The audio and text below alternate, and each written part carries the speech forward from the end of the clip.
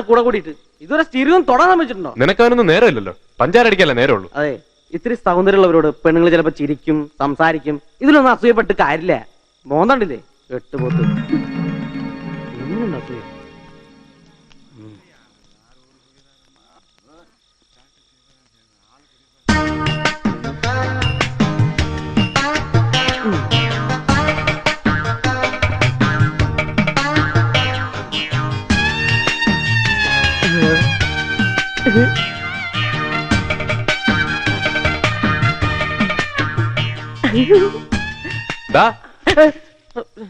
പനി പനി പനി തീരല്ല.